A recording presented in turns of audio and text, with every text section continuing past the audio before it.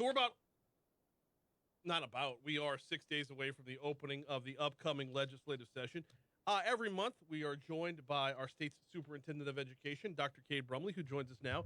And rather than just waiting till 7:35 and having the normal update, what's going on, and all that other good stuff, with the session coming up, I was like, let's broaden this out and talk about as much as humanly possible. Dr. Brumley, welcome back. How are you, man? Hey, thanks for having me. It's good to be here with you in studio. We usually do this over the phone. No, I know. Glad to get you in for the extended pregame show, as it were. Yeah, Uh, I'm on the recovery from a lot of basketball with the March Madness, which has been tremendously exciting, especially with the LSU girls. it What a way was to go. amazing. It was such an amazing ride, and it's nowhere near over. That's the fun part. I know Is there were so many games I was thinking, is this the one? Is this the elimination game? And they yeah. just found a way to pull through. Honestly, I thought the Elite Eight game, the Utah game, was going to be the death knell for that team. And then who knew going into Sunday night that it would play out the way it did? So, all right. Next Monday starts the legislative session. We got a stack of bills here to talk about, but I want to begin with just a general overview. And with that overview of your demeanor going in, how much needs to get done from an educational perspective, and then we'll start to focus in on what you're looking at specifically. Yeah, look, I mean, I feel good about session. I feel good about so many of the legislators and their alignment to I think, key beliefs. For us, I mean, early care is important. The teacher pay issue is important. Reading, math, workforce development, schools of choice for families, elevating the profession. All those are like key areas, I think, that we are interested in and have built relationships around. And so we are, like you said, a week out. It's a financial session, so there's some limit on the amount Mm-hmm.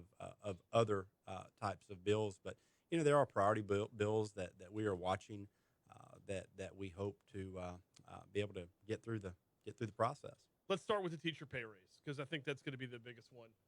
Where are we comparatively right now to the? I know we're always told that we're behind the Southern Regional average. Where are we compared to that average? Well, look, I mean, in terms of teacher pay, it is really important. Now, teacher pay isn't the only thing, and teachers will tell you this. Teachers deserve an environment where they're free from disruptions. They just want to teach. Mm-hmm. They want an environment where they have principals that they work well with.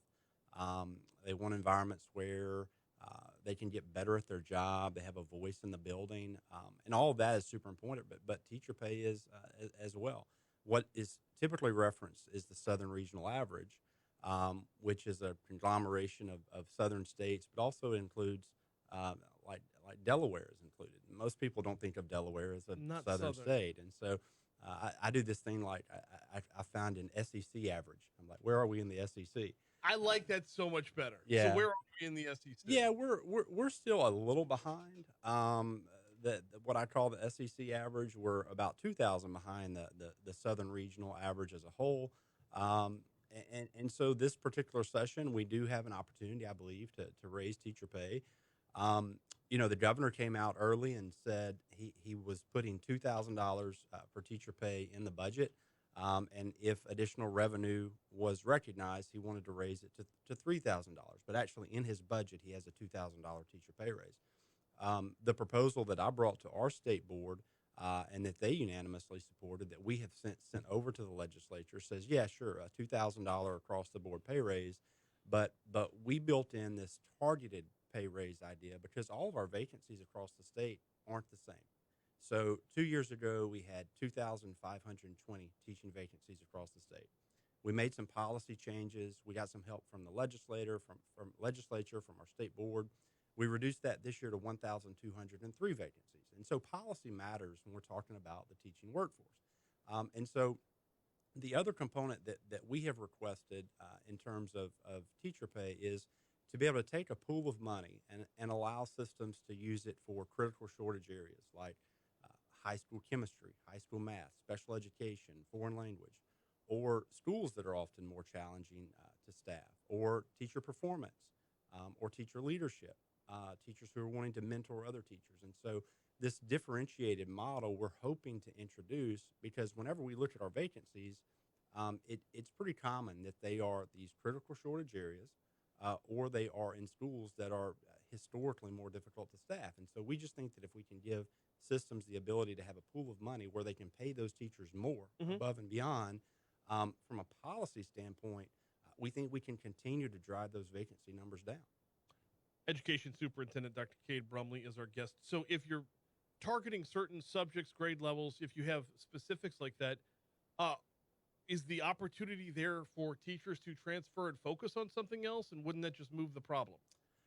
No, because what we know is our vacancies more than not are in areas like I've mentioned. And so if you have the ability to say, for instance, in our particular school system, school system, we have really struggled to hire special education teachers to work with our exceptional students. And so you might say, we want to use that targeted pool of money, and we want to pay our special education teachers $10,000 more per year Hmm. than everyone else. And so what will happen is the market will respond, people will respond, and they'll say, hey, I want to be a special education teacher.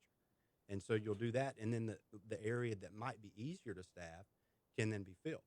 And so the same thing a system might say with, what, we want to pay our highly effective teachers more money, those teachers that are knocking it out of the park every single day. And so they could take that pool of money and use it to pay those highly effective teachers a little more. But at base, we have recommended an across-the-board pay raise, but we also believe this supplemental aspect could really help us drive down the vacancies. The specialization, what's the reaction from that, from within teaching community? I don't, not just unions, but among teachers themselves. What's the reaction when it comes to certain teachers getting paid more than others when it based off of, I, I feel like the Jimmy Graham contract renegotiation where he wanted to be paid as a wide receiver, not a tight end. What's the reaction from inside there? Yeah, I mean, look, it's across the spectrum. You can imagine the typical groups that would oppose something like this. Mhm. That is the case here and today. And then so we have the whole sausage making process that's about to start at the legislature, where they're going to look at different viewpoints on how to address this particular issue. And for the last 2 years, I have just talked about this issue. I've just talked about the fact that this is something that we need to do. And this year I've said, you know what, I'm going to actually make the recommendation that we do it. And so I made the formal recommendation. Our board accepted it. We have sent it to the legislature. And so that's our position. That's what we believe should happen, an across the board pay raise, but at the same time, a pool of money that is targeted towards specific vacancies in a very market responsive type of way. The subjects where the specializations are, does this lend more towards just the lack of a I don't lack of a talent pool to draw from, or is there more towards the outcome based ends from the student standpoint? Like, are we going after improving the overall student experience while in our Louisiana schools? It could be both. So a system might decide to take their pool of money and use it for outcomes based reasons. Teachers that are getting outstanding outcomes, no matter what content area or grade level they're teaching. But at the same time, we know that there are more people going into, say, elementary education, not enough, but we Right. know there are more people going into, say, elementary education than special education, or more people going into elementary education than high school physics. Hmm. And so it's just a matter of trying to find ways to incentivize those areas that might draw additional people into the workforce. Education Superintendent Dr. Cade Brumley is our guest. I know we're spending a lot of time on salaries because I know that's going to be a headline starting on next Monday, all the way till the session ends a couple months after that. Highly effective teachers. Yep. Let's talk about what goes into that, because I think that's if you don't look at enough categories, you're not getting the right answer. Yeah. So for me, I have had the opportunity as a principal, as a system level superintendent, and in this role, to walk through 1,000 classrooms Mhm. and walk through wings of schools and see teaching. And so principals across the state are doing this every single day. And then they're looking at, what does the data say about the outcomes from kids in this particular teacher's class. And so you want to recruit every day your best employees, and you want to retain those best employees. And so that's why you recruit them every day. Mhm. And I think by being able to say, you know what, if you're knocking it out of the park, if your kids are showing a year plus of growth academically for 1 year of instruction, we want to be able to reward that. We want to be able to incentivize that, because we want to honor you with that, so that you'll stay at this school and in this profession. When it comes to what makes a highly effective teacher, if you could discern where the highly effective teachers are, can they be utilized in schools that struggle to stay employed? Like, would there be incentives there to say, hey, school A is knocking it out the park, blue ribbon. School B has struggled on a regular basis and is short of teachers right now. I would like to take a teacher from school A and bonus them up, give them a raise, whatever it takes to make school B better. Yeah, and so that's one of the areas of that pool of money that would be an allowable. Okay. So, like we said, across the board pay raise, but then a separate pool of money. That pool of money has 4 different areas that we've suggested: critical shortage areas, which is content areas, Okay. hard to staff schools. These are typically schools that are going to serve a population that's more economically disadvantaged. They're typically harder to staff; they just are. Teacher leadership.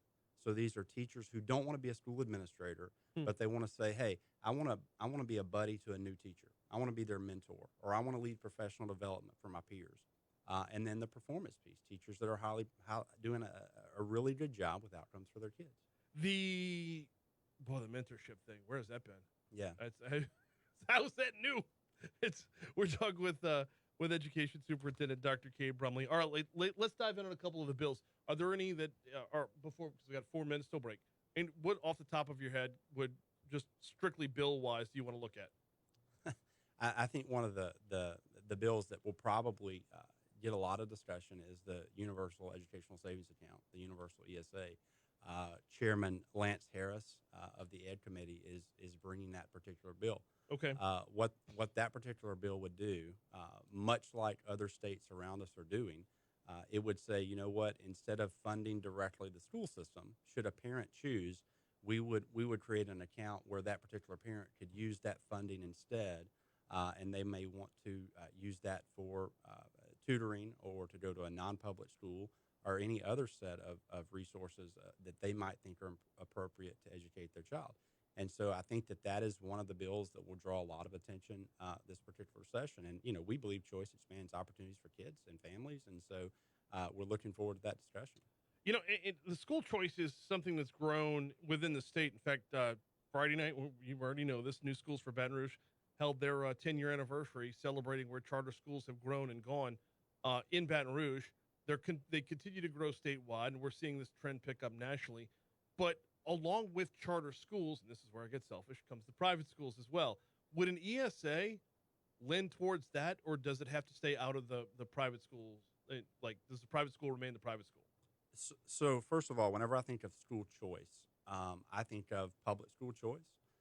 I think of non-public, what you're calling private school. I think of public charters. I think of homeschool. I think of any area that the family is able to make a choice that is beyond you live on this street and you have to go to this school. Government said.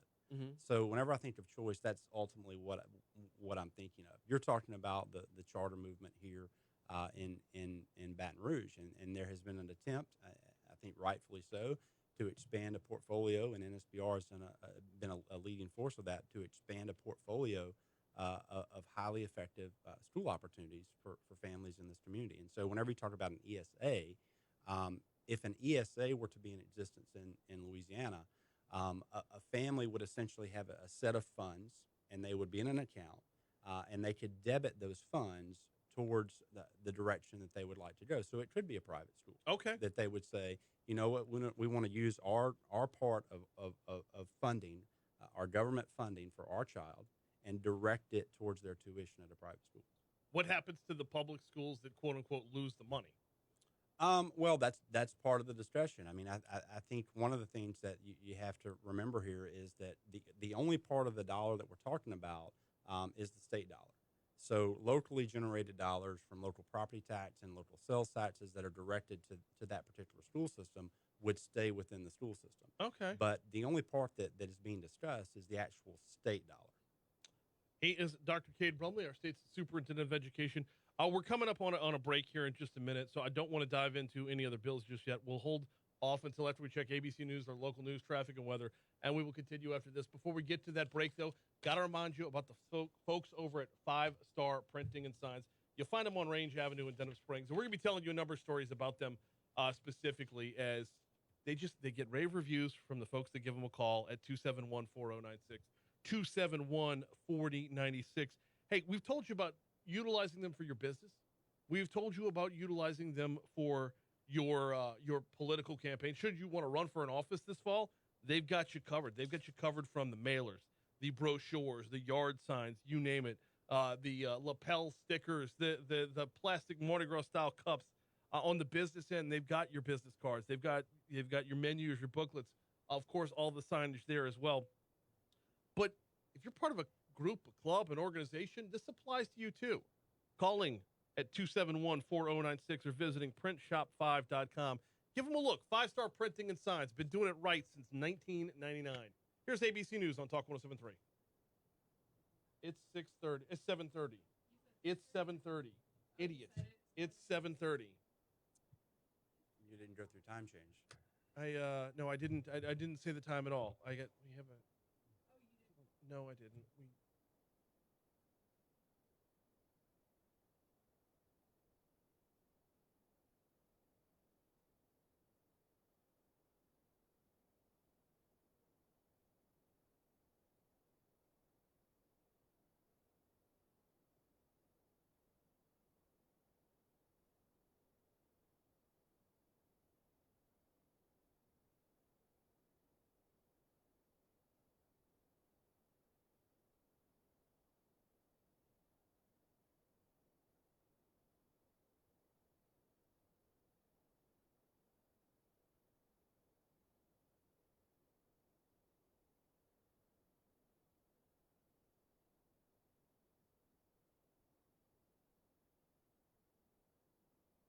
Thing I don't like about the Fitbit is if I don't have my Fitbit on, I'm not motivated because it doesn't track any. But if you leave your Fitbit at home, does the workout still count? So the reason I wear the actual watch is because I run, and so it's like yeah, you track So all I of it, track heart all rate of the whole that. way through. I'm not that into it, but I do like to track like my miles and all that. Yeah, So you can just go walk up and down the stairs like 100 times a day and make that thing explode. yeah. Hard part is it tracks from week to week. It tells me how many flights of stairs I walk in a week. So Some people like compete with their wives with it. They like both wear a watch like that, and they come home and they're like, "Here's what I did. Here's what you did." Christy and I need to do that. We definitely need to do that. That can be your idea, not mine. Oh, yeah.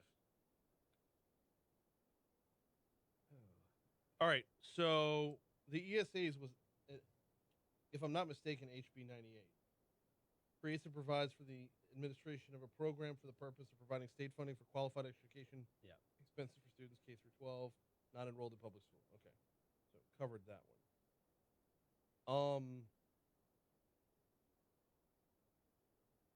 HB 12 reading deficiencies. We'll get into that one.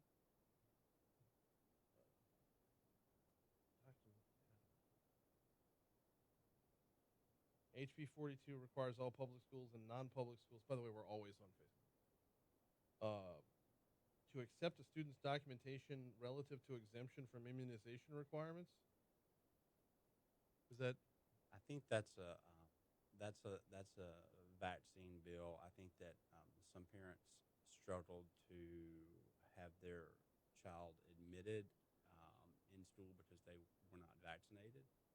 Are we talking COVID vaccines, or is this going to be written into law that all the vaccines are going to go away?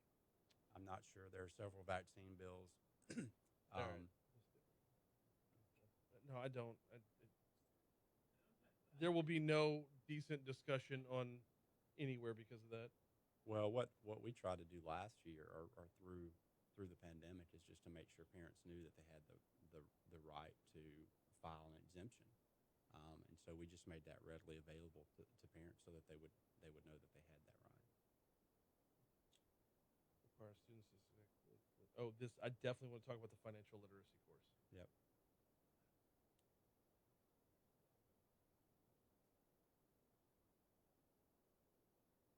Required recess? Yep. Are there schools that don't have recess? What the hell?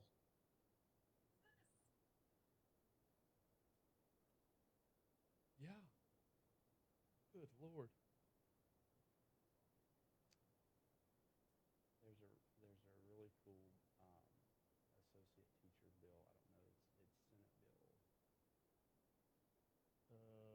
Associate Educator Program, SB 81. Look that one up.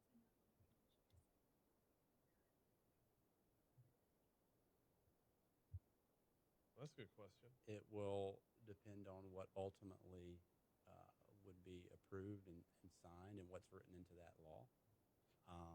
I would assume that it would not be bound by a parish line.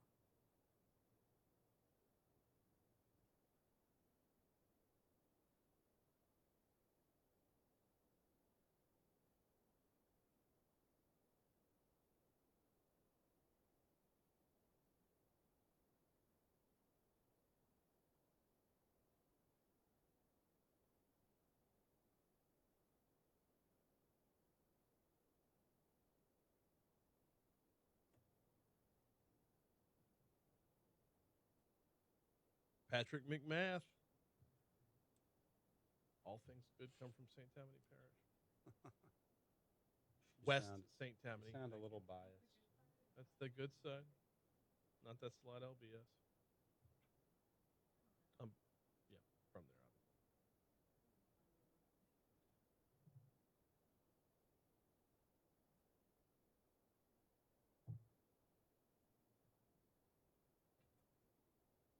Looks like we've got some rain in store before Easter. With a closer look, here is WBRZ meteorologist Marissa Nuzzo.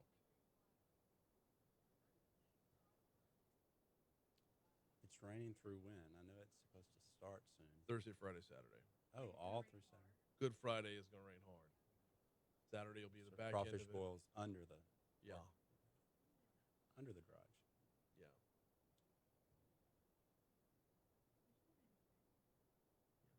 We've had some good weather the last few days. Yeah. Really beautiful. This morning was a little muggy, which is what lets me know the rain's coming, right? Sunday afternoon after the game, it was really nice outside.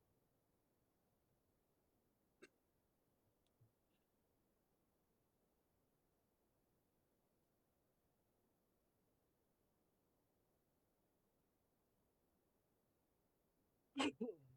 737 Talk 107.3 FM, WBRP. Mornings with Brian Haldane rolling right along, previewing the upcoming legislative session from an educational standpoint. Our state superintendent of education, Dr. Cade Brumley, in studio with me, and thank you for freeing up so much time this morning. Rather than 12 minutes on the phone, we're getting into it this morning, and I greatly appreciate it. Yeah, and we won't cover everything. No, I know, I know. Before we get back into a couple of the other bills, well, there's one bill and I just asked you about it during the break. It's HB 181 by Beryl Amade. The abstract says, requires daily recess of at least 15 minutes for public school students in schools with grades kindergarten through 5. Dr. Brumley, is there a school that doesn't have recess? Yeah, we're excited about this bill. I would be too. With everything that we've heard about, well-being of children over the last couple of years, I'm just like, let them play. I know. Yes, we have to focus on reading and math. Bottom line, we do. But we can take 15 minutes during the day and let them go outside, get a little sunshine, have unstructured, supervised play.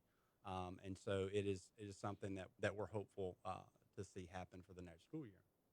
I did not know that there was a place where you could go where there was no recess. Well, that just sounds like an awful world for the kids and the teachers. They need a break too. Yeah, look, whenever I was previously superintendent in Jefferson Parish, many of the elementary schools did not have like play equipment. Okay. And so I was like, what is this? So one of the things that we did together is we made sure there was play equipment at all the elementary schools. And so looking around the state, that is not an isolated incident. And so what's happening is one of the ways that some systems are getting these minutes in is they're doing it through PE.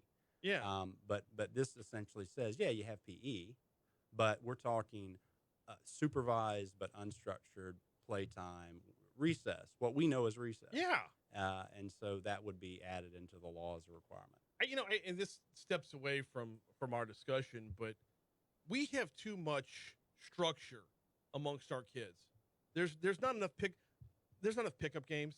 There's not enough like creating your own new games on the schoolyard. As a matter of fact, we're going to play one-on-one right after this. Yes, segment. we are. Yeah. Be ready for it. Anyway. But like, where's the invention? Like, this is going to sound awful. There needs to be just a little bit more Lord of the Flies on our school campuses. That's not your quote, and I'm not attributing that to you. Well, mine can be that with everything that is concerning about the well-being of our kids, mentally, socially, etc. I just think recess could help. Yeah. Let the kids have some free time, let them clear their head, let them interact socially, let them develop leadership skills, collaboration skills out on that playground. Yeah, absolutely. And yeah, leadership, creativity, problem solving, conflict resolution at a young age. I mean, all of it stems into just 15 minutes of free time where the teachers can take a breath as well. So And look, most schools across the state, I would say, are doing this already. Yeah.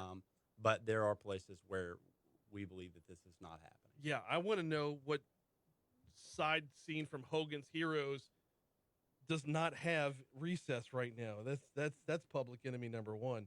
All right, couple bills, and I know there's a lot of serious topics to talk about within that, but getting back to some of the more weighty ones.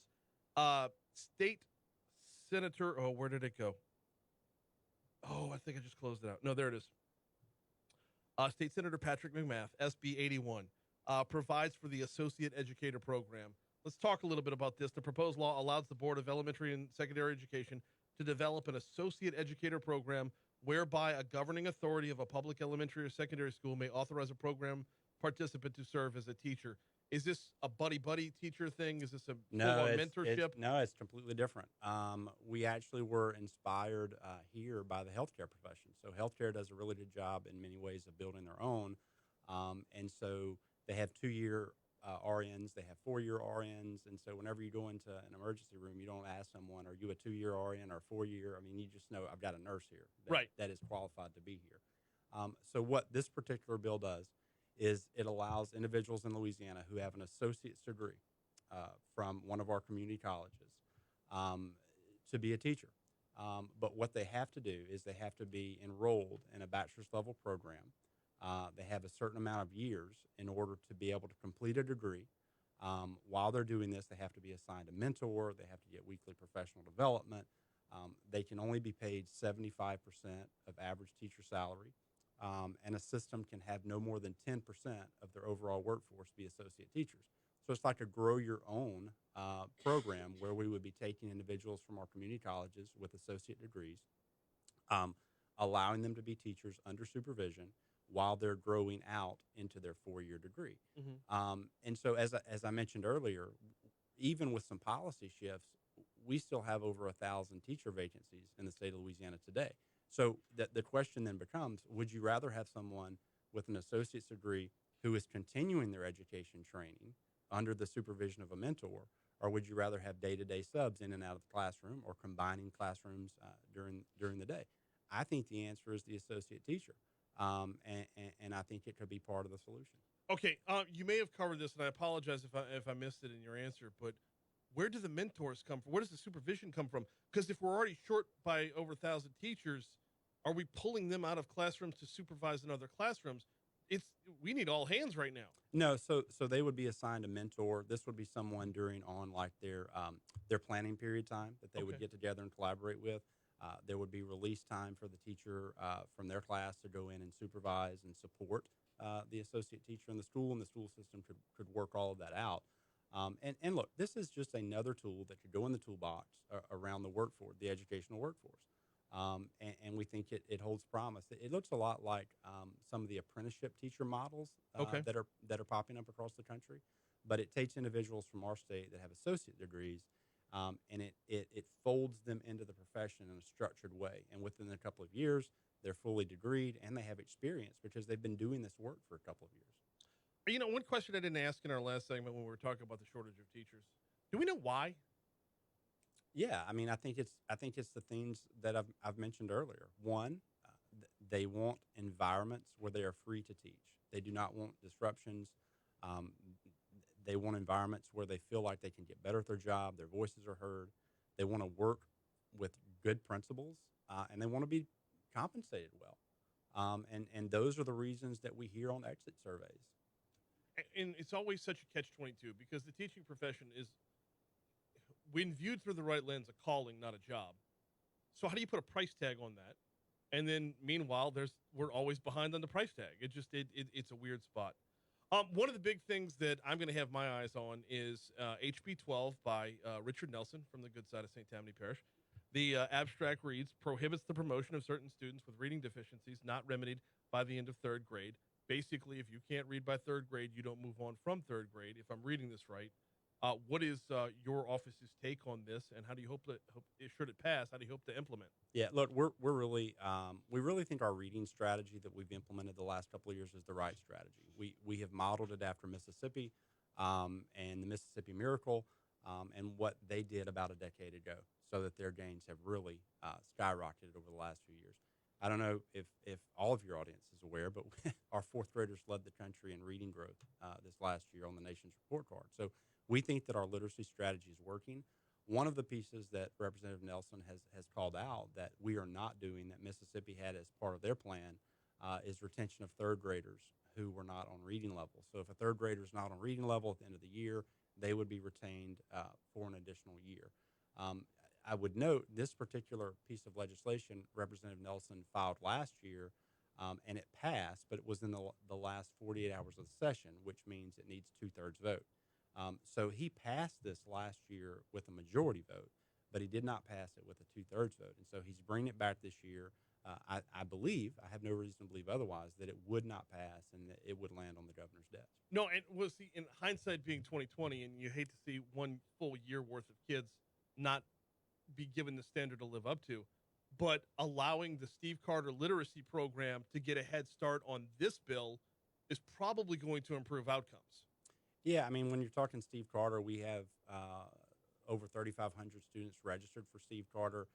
It gives a $1,000 voucher to families to use for tutoring outside of the school day with a private tutor. Go to our website, louisianabelieves.com. That information is there. But again, on this particular third grade retention issue, I believe, unless there's something that I'm not aware of, I believe this thing will pass this year and land on the governor's desk. One more before we get you out of here, and yeah, you were right at the beginning of the segment. We're not going to get to everything today, although I do greatly appreciate this closer look. Would be HB 103 by Representative Muscarello. Requires students to successfully complete a 1-unit financial literacy course to graduate from high school and to qualify for TOPS. This is look, let me just go ahead and tease it now. Dave Ramsey, 1 to 4 on Talk 107.3 FM. This is something that we as parents should be preaching. Educators should be preaching. The business community should be preaching. Tell me a little bit about this and where y'all are at on it. Yeah, look, I have the good honor of being able to go across the state, visiting communities with local chambers and Rotaries and Lions Club and parent groups across the state. And one of the most common requests I get is our kids are leaving high school not prepared to understand personal finance. Yeah. It is so common. It hits me everywhere I go. And so what this particular bill does is it requires a unit be taught before students can graduate high school on financial literacy, personal finance, debt, savings, checking, all credit cards, all of the things that we know that we interact and engage with every day from a financial standpoint. It teaches those things before they go off into either the workforce or college, and then predators take advantage of their lack of knowledge. Yes. And so what this will do is it will ensure that all the students in the state of Louisiana, before they graduate high school, would have a course in personal finance, which I believe is not just a personal responsibility. I think it's a civic responsibility. Absolutely. Because we're all in so much of this together. And so I just Representative Muscarello is very interested in this idea. He's leading out on this idea. We're there to support. And this, I hate to say common sense, because people say common sense too much, but it feels like common sense. It does. That we should equip our kids to go out into their next season of life with the tools necessary to understand their personal finances. I am just waiting for like some old codger from North Louisiana to stand up in front of the full house and say, kids need to learn how to balance a checkbook. No, that hasn't existed in 20 years. There's an app for that. But all the rest of it, absolutely, especially on that predatory end, because as soon as you step on a college campus, you are hit with every option out there. Yeah, and it's amazing. It's like, we will give you a T-shirt if you will sign away your life to us. Like, for a T-shirt, I just did that. Hey, I got 4 of them my freshman year and a duffel bag. There you go. He is the superintendent of education, Dr. Cade Brumley. The time went by too fast, but we'll be checking in regularly throughout the session. Thank you so much for thanks stopping having by. us. Yep. Always. Here's your money now.